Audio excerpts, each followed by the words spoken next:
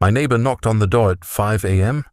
Your wife is making your favorite dish for dinner today, as a surprise. Don't eat it.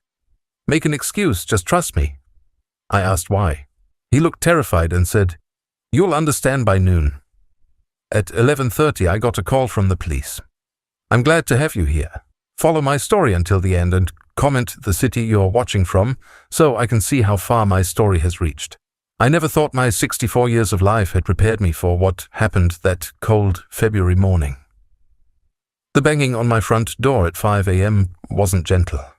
It was desperate, frantic, the kind of knocking that makes your heart race before you're even fully awake. I stumbled out of bed, my joints protesting after 35 years of working construction before retirement. Ashley was still sleeping, her graying hair spread across the pillow, completely undisturbed by the commotion. She'd always been a heavy sleeper. I grabbed my robe and shuffled to the front door, wondering what kind of emergency could bring someone to our doorstep at this ungodly hour. When I opened the door, Tom Richardson stood there in his pajamas and winter coat, his face pale and drawn. Tom lived next door, and we'd exchanged pleasantries over the fence for the past 3 years since he moved in. But we weren't close. He was a quiet man, maybe in his early 70s, who kept to himself and tended his garden with almost obsessive precision. Bruce, he said, his voice shaking. I need to talk to you. It's urgent. I squinted at him, still trying to wake up. Tom, what's going on? Is everything okay? He glanced nervously toward my house, then grabbed my arm. Not here. Can you step outside? Something in his tone made me comply. I followed him onto the front porch, closing the door softly behind me. The February air bit through my thin robe, but Tom's expression told me this wasn't about my comfort. Bruce, this is going to sound insane, but I need you to listen to me very carefully. He paused, running a trembling hand through his thinning hair. Your wife is planning to make your favorite dinner tonight. She's calling it a surprise. I stared at him, confused. Okay, and that's a problem because? Don't eat it. His words came out sharp and desperate. Whatever excuse you need to make, don't eat that food. Please, just trust me on this. I felt a chill that had nothing to do with the morning air. Tom, what the hell are you talking about? Why would I not eat dinner that my wife cooked? He looked around frantically, as if someone might be listening. I can't explain it all right now, but your life depends on it. Make an excuse. Say you're sick. Say you ate a big lunch. I don't care what you tell her. Just don't eat what she prepares tonight. My mind was reeling. This was Ashley we were talking about. My wife of 35 years. The woman who'd stood by me through my father's death, my mother's long illness, the lean years when construction work was scarce. The woman who'd raised our 3 children with patience and love. Tom, you're scaring me. If you know something about my wife, you need to tell me what it is. He shook his head vigorously. I can't. Not yet. But Bruce, I swear to you, by noon today you will understand why I'm asking this of you. The way he said it sent ice through my veins. There was something in his eyes, a knowledge that terrified him. Whatever Tom knew, it was eating him alive. Is Ashley in some kind of trouble? I asked. Just promise me, he insisted, gripping my shoulder. Promise me you won't eat that dinner tonight. I looked at this man I barely knew, standing in his pajamas in the freezing cold, begging me not to eat a meal my wife hadn't even started cooking yet. Everything about the situation screamed madness, but the terror in Tom's eyes was real. Okay, I heard myself say. I promise. Relief flooded his face. Thank you. I know how this sounds, Bruce. I know you think I've lost my mind, but by noon you'll understand. He turned and hurried back to his house, leaving me standing on my porch in the bitter cold, my mind spinning with questions. I went back inside, my hands shaking as I closed the door. Ashley was still asleep, looking peaceful and innocent in the dim light filtering through our bedroom curtains. I made coffee and sat at the kitchen table, staring out the window toward Tom's house. What could he possibly know about Ashley that would make him risk looking like a lunatic to warn me? We'd been married for 35 years. I knew this woman better than I knew myself. Or did I? As the morning progressed, I found myself watching Ashley with new eyes. She woke up around 7:30, as she always did, and padded into the kitchen in her fuzzy slippers. Morning, honey, she said, kissing my cheek. You're up early. Couldn't sleep, I said, which was true enough. She moved around the kitchen with a familiar efficiency, making her toast and tea. Everything seemed normal, but Tom's words echoed in my head. I studied her face, looking for signs of something, anything that might explain his warning. "I was thinking," Ashley said, buttering her toast, "maybe I'll make that beef stew you love so much tonight. The one with the carrots and potatoes you always rave about." My blood turned to ice. She was smiling at me, the same warm smile I'd seen thousands of times over the decades, but suddenly it felt different. Wrong. "That sounds great," I managed to say. "It'll be a nice surprise for you. I haven't made it in months." "A surprise?" The exact word Tom had used. The rest of the morning crawled by like torture. I watched Ashley go about her usual routine, but everything felt sinister now. When she left for the grocery store around 10 a.m., I noticed she was gone longer than usual. When she came back with bags of ingredients, I found myself wondering what else might be in those bags. "Going to start the stew. Early so it has time to really cook down," she announced, unpacking groceries. "You know how you like it when the meat just falls apart." I nodded and retreated to my recliner, but I couldn't concentrate on the television. Every sound from the kitchen made me jump: the chopping of vegetables, the sizzling of meat, the bubbling of the pot. Sounds I'd heard Ashley make thousands of times before, but now they filled me with dread. At 11:25, my phone rang. The caller ID showed a number I didn't recognize, but when I answered, a crisp, professional voice said, "Mr. Bruce Morrison?" "Yes, this is Bruce. This is Detective Sarah Chen with the Metro Police Department. Sir, I need to inform you that your wife, Ashley Morrison, was arrested this morning on charges of attempted murder." The phone slipped from my numb fingers and clattered to the floor. I scrambled to pick up the phone, my hands shaking so violently I nearly dropped it again. "What did you just say?" "Mr. Morrison, I know this is shocking news. Your wife was taken into custody approximately 30 minutes ago. We need you to come down to the station as soon as possible." My legs gave out and I collapsed into my recliner. The living room spun around me like I was on some hellish carnival ride. "There has to be a mistake. Ashley would never hurt anyone." "Sir, I understand this is difficult to process. Can you come in this afternoon? We have some questions and there are things you need to know." I managed to croak out an agreement before hanging up. The house felt different now, like the walls were closing in. The smell of Ashley's beef stew still wafted from the kitchen, but instead of comfort, it brought nausea. Tom's words echoed in my skull. "By noon today you will understand." It was 11:45. I sat there in my chair, staring at the framed wedding photo on the side table. Ashley in her white dress, me in my rented tuxedo, both of us so young and full of hope. That was 35 years ago. I thought I knew everything about the woman in that picture. The front door opened and Tom walked in without knocking. His face was grim but no longer panicked. "Bruce," he said quietly, "I'm sorry you had to hear it that way." "You knew," I whispered. "You knew the police were coming for her." He sat down on the couch across from me, his shoulders heavy with some burden I couldn't yet understand. "I called them this morning after I warned you." "Why?" The word came out broken. What could Ashley have possibly done? Tom took a deep breath. 3 days ago, I was working in my garden early in the morning when I saw Ashley leave the house around 6 a.m. She drove to Miller's hardware store and bought a bottle of rat poison, industrial strength. The room started spinning again. "Rat poison? We don't have rats in this neighborhood, Bruce. The houses are too new, too well maintained. I know because I used to be a pest control inspector before I retired. There's no reason anyone on our street would need rat poison." My mouth went dry. "Maybe she saw signs of mice or something." Tom shook his head sadly. "That's what I hoped too, so I watched. Yesterday I saw her at Peterson's pharmacy downtown. She spent 45 minutes talking to someone behind the counter, pointing at various bottles." "Talking to who?" I asked around. Turns out Ashley's been building a relationship with one of the younger pharmacists there, a man named David Kellerman, 28 years old, recently divorced.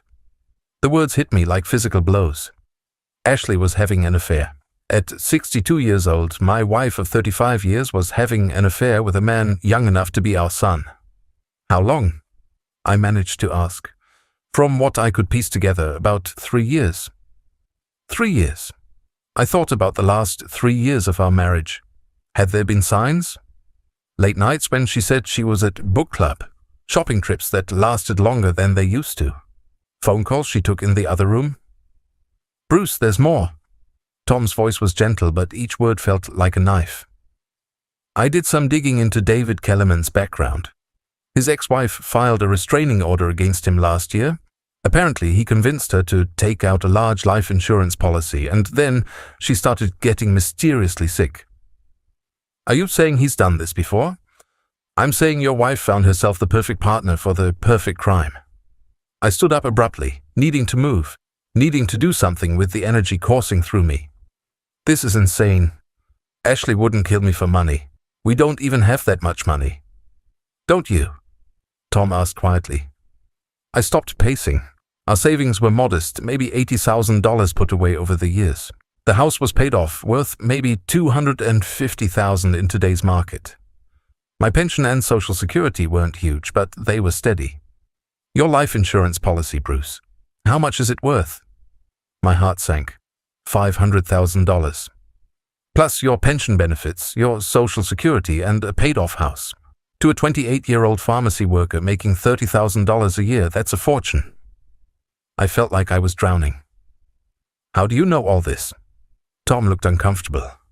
Because I've been watching your house for 3 months. I've been following Ashley when she leaves. I've been documenting everything. Why? I turned to face him. Why would you do that? For the first time since this nightmare began, Tom's composure cracked. His eyes filled with tears and his voice shook when he spoke. Because Ashley isn't my neighbor's wife, Bruce. She's my daughter. The world stopped. Everything stopped. Sound, time, breath, heartbeat. Everything. What? My real name is Thomas Morrison. Ashley is my daughter. The daughter I gave up for adoption when I was 17 years old. I gripped the back of the chair to keep from falling. That's impossible. I moved to this neighborhood 3 years ago specifically to watch her.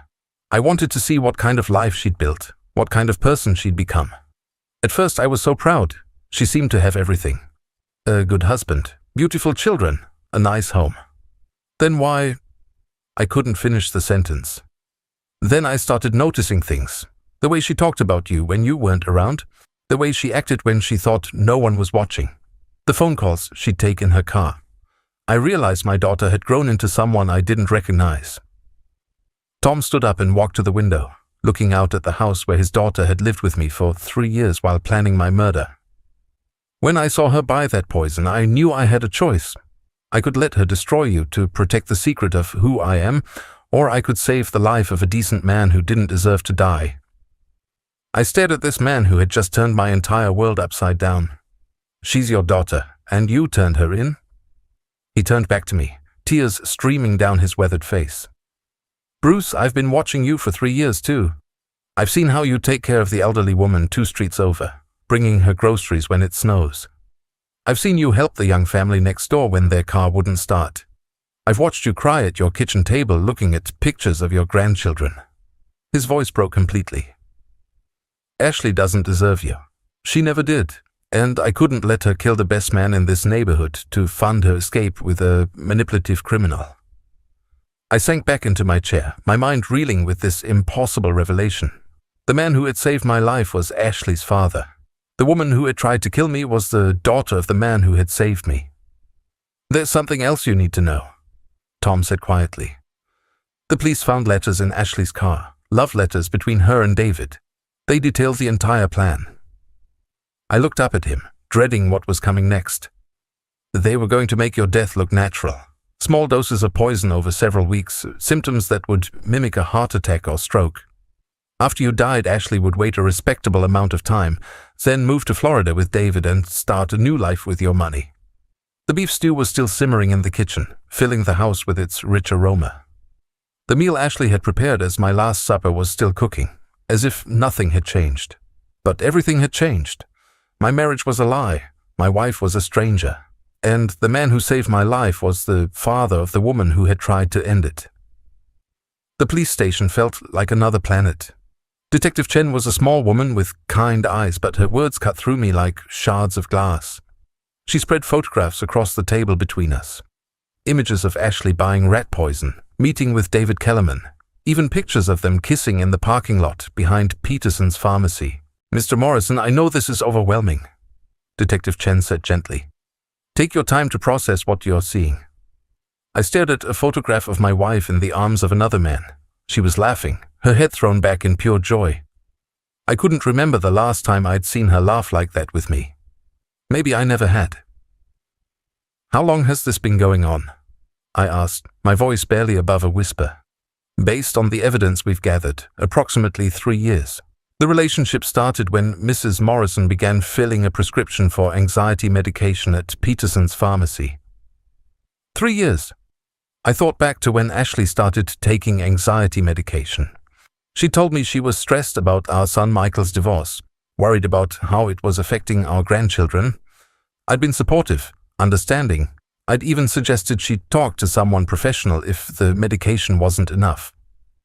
The letters we found in her vehicle detail the progression of their relationship and the planning of your murder, Detective Chen continued. Would you like to read them? I nodded, though every fiber of my being screamed no. She handed me a stack of papers in plastic evidence bags. Ashley's handwriting, the same careful script that had written love notes in my lunchbox for 35 years, now outlined my death. The first letter was dated 8 months ago. David, darling, I've been thinking about what you said. Bruce has been so tired lately, complaining about chest pains. It would be so easy for people to believe his heart just gave out. He's 64, overweight, and his father died young from a heart attack. My hands shook as I read further. The life insurance alone would be enough for us to start over somewhere warm. $500,000, plus I'd inherit everything else. Bruce is so trusting he'd never see it coming. I set the letter down, unable to continue. Did she ever love me? Detective Chen's expression softened. Mr. Morrison, I've seen a lot of marriages destroyed by infidelity and greed. What matters now is that you're safe, and she's going to face justice for what she tried to do. What about my children? Do they know? We haven't contacted them yet. We wanted to speak with you first. The thought of telling Michael, Sarah, and Jennifer that their mother had tried to poison me made me physically ill. How do you explain to your children that the woman who raised them, who kissed their scraped knees and helped with homework, is a would-be murderer? There's something else, Detective Chen said carefully. We've been in contact with authorities in Florida where Mr. Kellerman previously lived. His ex-wife, the one who filed the restraining order, she's agreed to testify about similar attempts on her life. So, this wasn't his first time? We believe Mr. Kellerman has been targeting older women with assets for at least 5 years. Your wife appears to be his most successful recruit. The word recruit hit me like a punch. Ashley hadn't just fallen for a younger man. She'd been recruited into a conspiracy to commit murder. My murder. When I finally left the police station, the sun was setting, and I felt like I'd aged a decade in one afternoon. Tom was waiting for me in my driveway, sitting on the front steps of my house. How did it go? He asked. I sat down beside him, too exhausted to stand. They showed me letters, pictures, everything. I'm sorry, Bruce. I know how hard this must be. We sat in silence for a while, watching the streetlights come on. Finally, I asked the question that had been eating at me since his revelation. Why didn't you ever try to contact Ashley before this? Why wait until now? Tom sighed deeply. I was 17 when Ashley was born. Her mother was 16. We were just kids ourselves, scared and unprepared. My parents forced me to give up all parental rights and never contact the baby again. They said it would be better for everyone, especially the child. Did you ever wonder about her? Every single day for 45 years. When I retired and had time on my hands, I hired a private investigator to find her. When I learned she was married and seemed happy, I thought maybe I could just watch from a distance, see what kind of person my daughter had become. But it didn't turn out the way you hoped. No, it didn't. His voice was heavy with regret. The daughter I'd dreamed about for decades turned out to be someone I couldn't recognize, someone capable of murder for money. My phone buzzed with a text message. It was from our oldest son, Michael. Dad, we heard about Mom on the news. What the hell is going on? The news. Of course it would be on the news. Local woman arrested for attempted murder of husband. I could see the headlines already. I have to call my kids, I said, dreading the conversation. Bruce, before you do that, there's something else you should know. I turned to look at him, wondering what other revelation could possibly make this day worse. The letters the police found. Some of them talk about your children. Ashley and David discussed what to do about them after you died. My blood ran cold. What do you mean? Ashley was concerned that Michael might contest the will or ask too many questions about your sudden death. David suggested they might need to handle him too if he became a problem. The implication hit me like a freight train. Ashley hadn't just been planning to kill me. She'd been prepared to kill our son if he got in the way of her inheritance. I stood up abruptly, my legs unsteady. I need to call them. I need to warn them. The police already have David in custody, Tom said quickly. Your children are safe now. But were they really? How could I ever feel safe again, knowing that the woman I'd shared a bed with for 35 years had been capable of murdering not just me, but potentially our children too? I called Michael first. The mere conversation was one of the most difficult of my life. Dad, please tell me this is some kind of mistake, he said, his voice shaky. I wish I could, son, but it's all true. Mom tried to poison you? Yes. Because she's having an affair? Yes. The silence stretched between us for what felt like eternity. Finally, Michael said, Dad, I'm so sorry. Sarah and Jennifer are here with me. We are coming over. You don't have to do that. Yes, we do. You shouldn't be alone right now. When my children arrived an hour later, their faces showed a mixture of shock, anger, and disbelief. Sarah, my youngest at 28, couldn't stop crying. Jennifer, 32 and always the pragmatist, immediately started asking practical questions about lawyers and court proceedings. But it was Michael, 35 and the oldest, who asked the question that cut deepest. Dad, how did we not see this? How did we not know what kind of person she really was? I looked at my 3 children, all successful adults with families of their own, and realized they were grappling with the same devastating truth I was. The woman we thought we knew had never really existed. The mother they remembered, the wife I'd loved, had been a carefully constructed lie. I don't know, I admitted. I don't know how we missed it. Sarah wiped her eyes and looked up at me. What are you going to do now, Dad? It was a simple question with an impossibly complex answer. What do you do when your entire adult life turns out to have been built on a lie? Where do you go when the person you trusted most in the world tries to murder you? I don't know that either, sweetheart, I said. I guess I'm going to have to figure out how to start over at 64. As my children surrounded me with hugs and promises of support, I caught sight of Tom through the kitchen window. He was in his backyard, tending to his garden in the dark, probably giving us space to process this nightmare as a family. But Tom was family too now, wasn't he? In the strangest possible way, the man who had saved my life had also become the only person who truly understood what I was going through. He'd lost a daughter the same day I'd lost a wife, and somehow in the midst of all this betrayal and pain, we'd found each other. The weeks following Ashley's arrest blurred together in a haze of lawyers, police interviews, and sleepless nights. My children tried their best to support me, but I could see the strain in their faces. They were dealing with their own grief and confusion about their mother, while also worrying about me falling apart completely. And I was falling apart. Every morning I woke up reaching for Ashley's side of the bed, forgetting for just a moment that she wasn't there. Then reality would crash over me like a cold wave, and I'd remember that she'd never really been there at all, not in the way I thought. 3 weeks after her arrest, I finally worked up the courage to go through Ashley's belongings. My children offered to help, but this was something I needed to do alone. I started with her dresser, looking through jewelry boxes and personal items, searching for some clue about who my wife really was. In the back of her jewelry drawer, hidden behind a stack of old birthday cards from the kids, I found a small leather journal. My hands trembled as I opened it, knowing I probably wouldn't like what I found inside. The first entry was dated 5 years ago.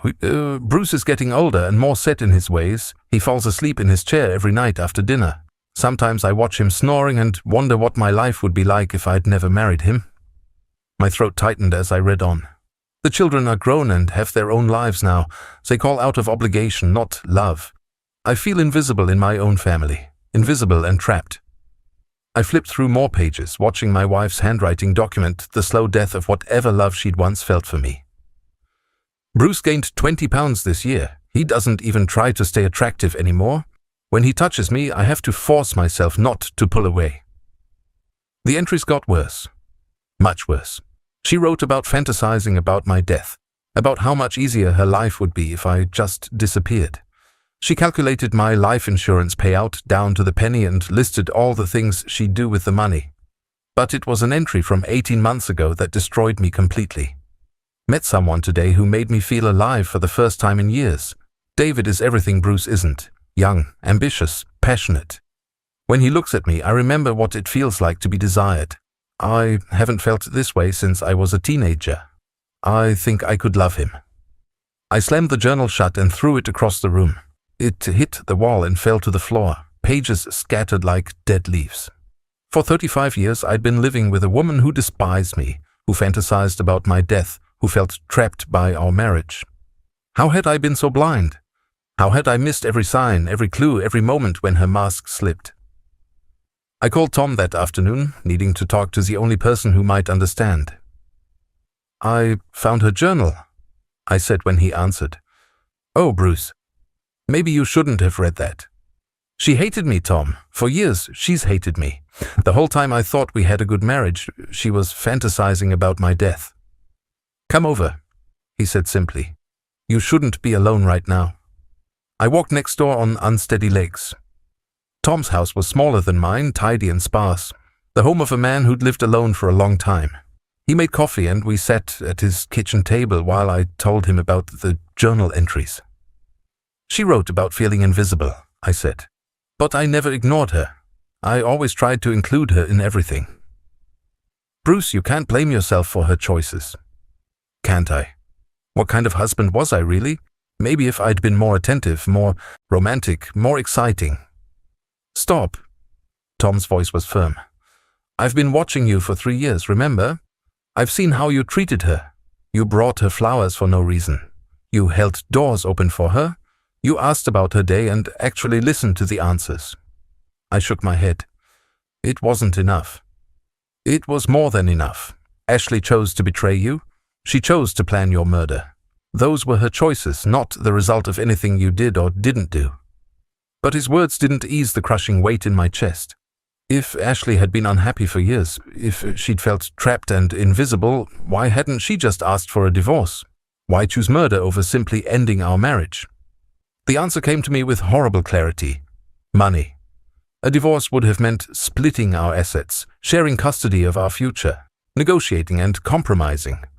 Murder meant she got everything and started fresh with no obligations to the past. I'd been worth more to her dead than alive. That night I couldn't sleep. I wandered through the house Ashley and I had shared, seeing everything differently now. The family photos on the mantel looked fake to me now, like Ashley was acting in every single picture. The furniture we'd picked out together, the paint colors she'd chosen, the garden she'd planted. None of it felt real anymore. I found myself standing in the kitchen where she'd been preparing my final meal when the police arrested her. The pot was still on the stove, the beef stew now moldy and rotten. It seemed fitting somehow. My phone rang at 2 a.m. It was Sarah, my youngest daughter. "Dad, I can't sleep either," she said, her voice thick with tears. "I keep thinking about all the times Mom hugged me, told me she loved me, helped me with problems. Was any of it real?" "I don't know, sweetheart.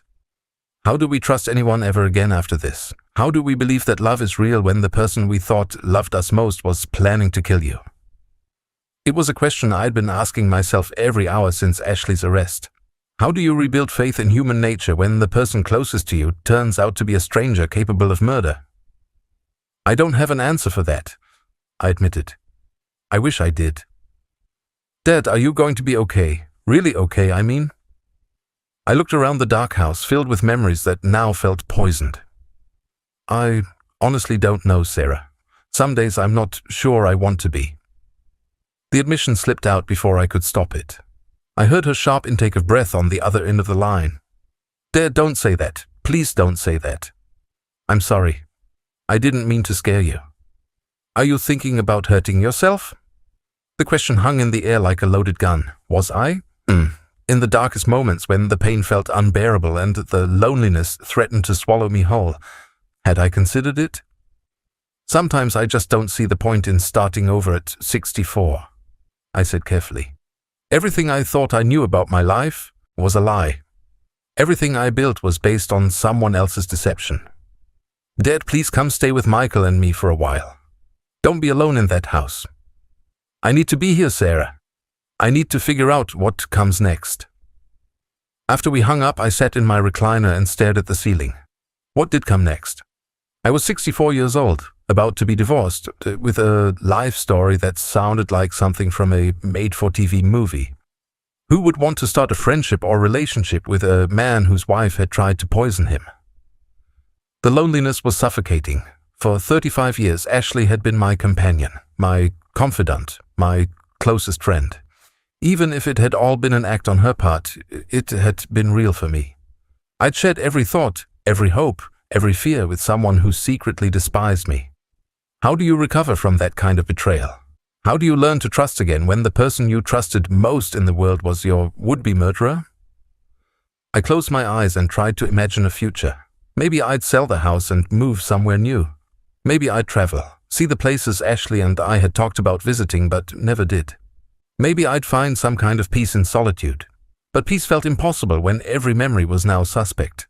Had Ashley really enjoyed our anniversary dinners, or had she been fantasizing about my death while we toasted our marriage? Had she meant it when she said she was proud of me, or had those words been carefully chosen manipulations designed to keep me compliant and unsuspecting? A soft knock at the front door interrupted my spiral into despair. It was 3:30 in the morning. Who would be knocking at this hour? I opened the door to find Tom standing there in his pajamas and robe, holding 2 cups of hot tea. "Saw your lights on," he said simply. "Figured you could use some company."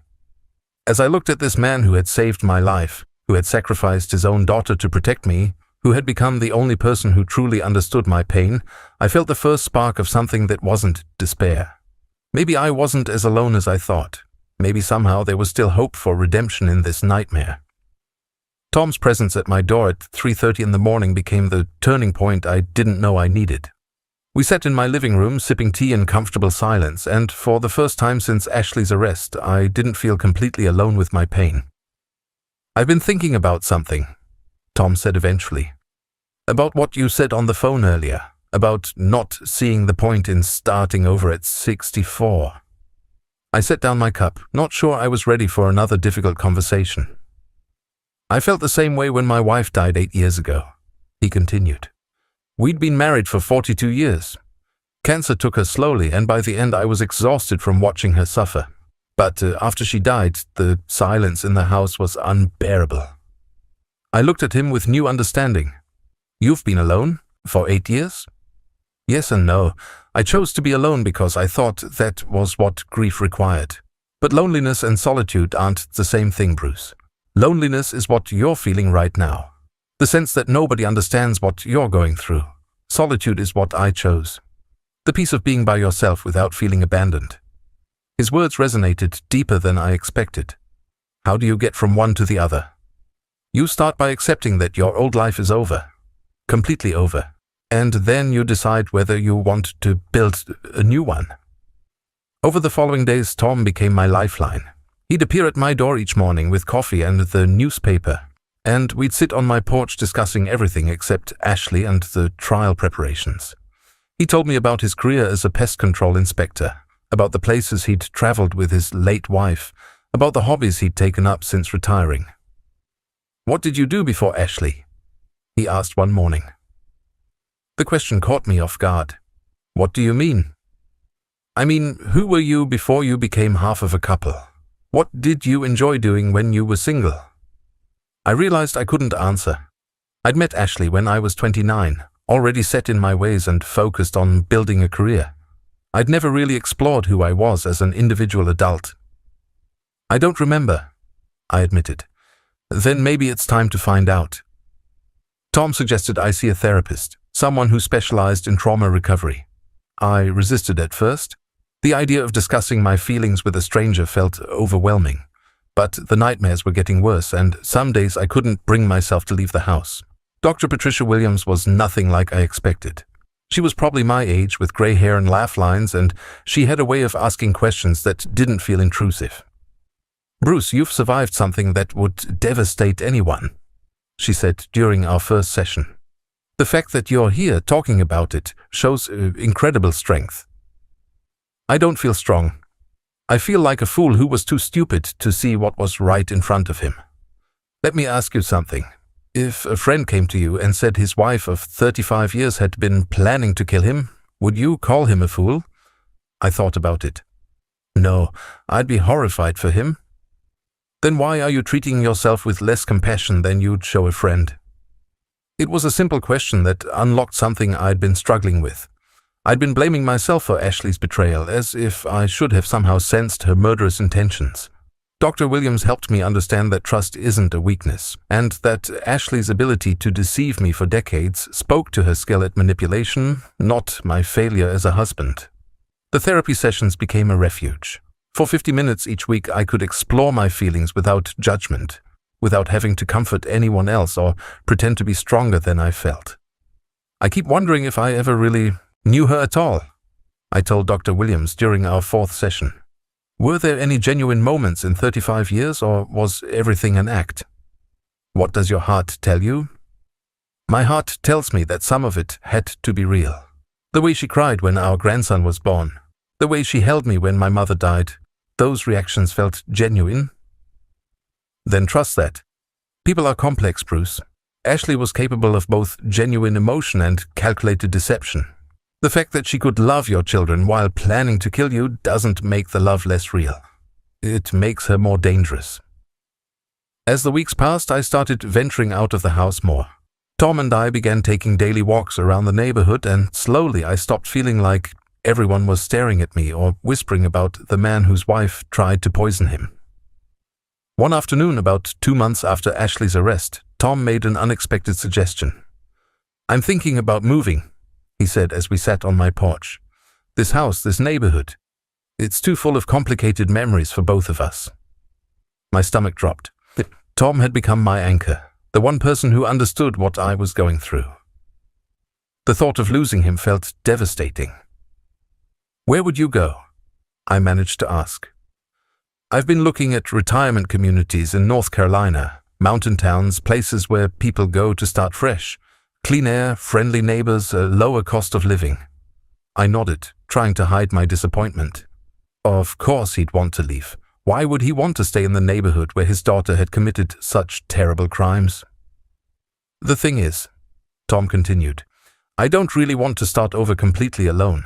I was wondering if you might be interested in a change of scenery too." I stared at him. "You're asking me to move with you?" "I'm asking if you'd like to consider it. We could each get our own place, but maybe in the same area. We've become good friends, Bruce. Real friends. And I think we could both benefit from a fresh start somewhere new." The idea was both terrifying and appealing. Leaving everything behind felt like running away, but staying felt like drowning in poisoned memories. "I don't know," I said honestly. "This is my home. My children are here." "Your children are adults with their own lives. They love you, but they don't need you to stay in this house to maintain those relationships." That evening, I called each of my children to discuss Tom's proposal. Their reaction surprised me. "Dad, I think that sounds wonderful," Sarah said immediately. "You need to get away from that house, away from all the reminders." Michael was more cautious. "Are you sure about this Tom guy? I mean, he is Ashley's father." "He's the man who saved my life, Michael. If it weren't for him, you'd be planning my funeral right now." Jennifer, ever practical, asked the important questions. "What about money? Can you afford to relocate? What about your medical care?" I realized I hadn't thought through the practical aspects. Ashley and I had been comfortable but not wealthy. The legal fees from her case were mounting, and I had no idea how much a fresh start would actually cost. The next day I made an appointment with my financial advisor. The conversation was eye-opening. "Your situation is actually more stable than you might think," he explained. "With Ashley in prison, you're not responsible for her legal fees. The house is in both your names, but given the circumstances, you should be able to sell it and keep the entire proceeds. Your pension and social security will transfer anywhere in the country. He helped me run the numbers. After selling the house and paying off the remaining legal costs, I'd have enough to buy a modest home somewhere less expensive and maintain my current standard of living. For the first time in months, I felt something that might have been excitement. That night, I found myself standing in the kitchen where Ashley had prepared my last meal. And instead of feeling sick, I felt determined. This house wasn't my home anymore. It was a crime scene. These walls held 35 years of memories, but now I knew that many of those memories were lies. I walked through each room, mentally cataloging what I wanted to keep and what I was ready to leave behind. The furniture Ashley and I had chosen together could stay with the house. The family photos would come with me, but I'd frame new ones featuring the people who truly loved me. In our bedroom, my bedroom now, I opened the closet and began sorting through Ashley's belongings. Her clothes still hung there, still smelled like her perfume. For a moment, the familiar scent brought back memories of better times, and I felt a stab of grief for the woman I thought I'd married. But then I remembered her journal entries, her letters to David, her plans for my murder, and the grief transformed into something cleaner. Acceptance. Ashley Morrison, the woman I'd loved for 35 years, had never really existed. She'd been a carefully constructed character designed to keep me compliant and unsuspecting while she lived her real life in secret. I couldn't mourn someone who had never been real, but I could build a new life with people who were.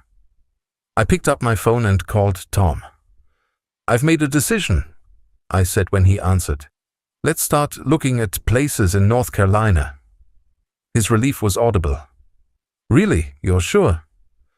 "I'm sure.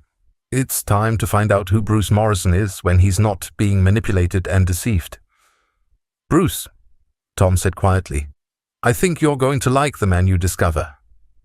For the first time in months, I thought he might be right. 3 years have passed since that February morning when Tom knocked on my door and saved my life. As I sit on the porch of my small cabin in Asheville, North Carolina, watching the morning mist rise off the Blue Ridge Mountains, I can barely recognize the broken man I used to be. The transition wasn't easy. Selling the house in Michigan took 6 months, partly because of the media attention Ashley's case had generated. Local woman attempts to poison husband had been front-page news for weeks, and potential buyers were either morbidly curious or completely uninterested in purchasing a house with such dark history. But eventually a young family bought it, planning to renovate completely and make it their own. I was glad it would become something new, something untainted by the lies that had lived within those walls. Tom and I found houses just 2 streets apart in a quiet retirement community outside Asheville. His place is slightly larger, with a workshop where he's taken up woodworking. Mine is smaller but perfect for my needs, with a wraparound porch where I spend most of my mornings reading and watching the world wake up. The first year was the hardest. Ashley's trial lasted 8 months, and I had to testify about our marriage, about the lies I'd lived with unknowingly. Facing her in that courtroom was one of the most difficult things I've ever done. She sat at the defendant's table, looking older, smaller, nothing like the woman who had shared my bed and planned my death. Her lawyer tried to paint me as an inattentive husband who had driven his client to desperation. They suggested Ashley had been suffering from some kind of mental breakdown, that her actions were those of a woman crying out for help, rather than a calculated murderer. But the evidence was overwhelming. The letters between Ashley and David Kellerman detailed every aspect of their plan. The poison purchases, the timeline for my death, even their discussions about where to honeymoon after they inherited my money. The jury deliberated for less than 4 hours. Ashley was sentenced to 25 years to life for attempted murder and conspiracy. David received a similar sentence. At 62, Ashley will likely spend the rest of her life in prison. I felt no satisfaction when the verdict was read, only a profound sadness for the waste of it all. 35 years of marriage, 3 children who had lost their mother to her own choices, and a life that had been built on deception from the very beginning. My children struggled with the aftermath more than I did. Sarah went through a period where she questioned every relationship in her life, unable to trust her own judgment about people's motives. Michael threw himself into work, avoiding any conversation about emotions or family. Jennifer, always the most practical, focused on helping me transition to my new life but refused to discuss her own feelings about what had happened. It took family therapy, all of us together, to begin healing those wounds. Dr. Williams referred us to a specialist in North Carolina, and for months we met every other Saturday to process the trauma Ashley had inflicted on all of us. Your mother's choices weren't a reflection of your worth as children, the therapist reminded my kids repeatedly. And they weren't a reflection of your father's worth as a husband. Some people are capable of compartmentalizing love and cruelty in ways that seem impossible to understand. Slowly, gradually, we began to rebuild our relationships on a foundation of honesty rather than obligation. My children visit me regularly now, and our conversations are deeper, more authentic than they'd been in years. We don't pretend everything is fine, and we don't avoid difficult topics. We've learned that real love can withstand truth, even when that truth is painful. Tom became the brother I never had. We take daily walks through the mountain trails, play chess in the evenings, and cook dinner for each other when one of us doesn't feel like being alone. He taught me to garden, something Ashley had always insisted on doing herself, and I discovered I have a natural talent for growing tomatoes and herbs. But the most unexpected gift of this new life came 18 months after we moved to North Carolina. I was at the grocery store struggling to reach a can of soup on the top shelf when a voice behind me said, "Here, let me help you with that." I turned to find a woman about my age with silver hair and kind eyes, easily reaching the can I'd been stretching for. She handed it to me with a smile. "Thank you," I said. "I used to be taller, I swear." She laughed, a warm sound that made something in my chest flutter. "We all used to be a lot of things. I'm Margaret, but everyone calls me Maggie." "Bruce Morrison, new to the area." I figured. I would have remembered touching you around. "Welcome to Asheville." There was something about her that immediately put me at ease. Maybe it was the way she looked directly at me when she spoke, or the fact that her smile seemed genuinely interested, rather than politely distant. "Are you settling in okay?" she asked as we walked toward the checkout lanes. "Better than I expected. It's a beautiful area." "It is. Perfect for starting over if that's what you're looking for." The phrase caught my attention. "How did you know that's what I was doing?" "Because that's what I'm doing too. My husband passed away 3 years ago, and I finally decided it was time to stop living in the past and figure out what the future looks like. Over the following weeks, Maggie and I began running into each other regularly.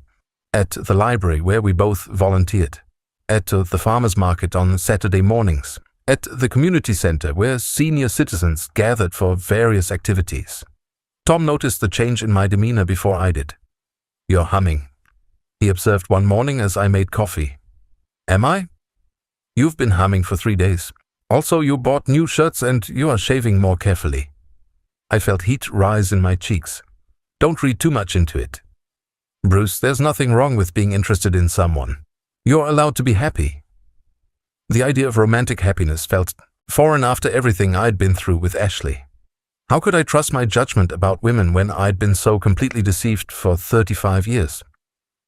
Dr. Williams, who I still saw monthly for maintenance sessions, helped me work through these fears. "Bruce, what happened with Ashley wasn't about your inability to judge character. It was about her exceptional ability to deceive. Those are very different things." "But what if I'm wrong again?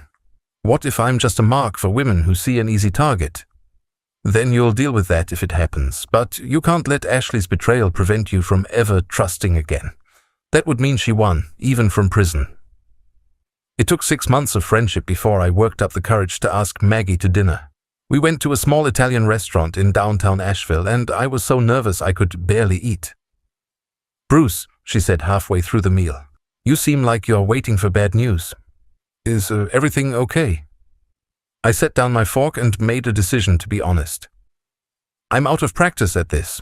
My marriage ended badly, and I haven't dated anyone in 36 years. "How badly did it end?" I took a deep breath. "My wife tried to poison me." Maggie's eyes widened, but she didn't pull back or make excuses to leave. That must have been terrifying. It was, but it also taught me something important about the difference between love and manipulation. Which is? Love doesn't require you to be blind. Real love thrives on honesty, even when the truth is difficult. She reached across the table and touched my hand. "I'd like to hear that story sometime if you're willing to share it." And slowly, carefully, I told her everything. About Ashley's betrayal, about Tom's rescue, about the trial and the therapy and the long journey to rebuild my sense of self. Maggie listened without judgment, asking gentle questions and offering comfort when the memories became painful. When I finished, she was quiet for a long moment. "Thank you for trusting me with that," she said finally. "I can see why you'd be cautious about relationships. Are you running for the hills yet?" She smiled. "Actually, I'm impressed. You survived something that would have destroyed a lot of people, and you came through it with your capacity for trust intact. That takes incredible strength." That dinner was the beginning of something I never thought I'd have again. A relationship based on complete honesty. Maggie and I took things slowly, building friendship first and letting romance develop naturally. She met Tom and my children. I met her daughter who lived in Charlotte, and gradually we created a small but loving, chosen family. 6 months ago, on a crisp October morning, Maggie and I were married in a small ceremony on Tom's back deck. My children were there, along with Maggie's daughter and her grandchildren.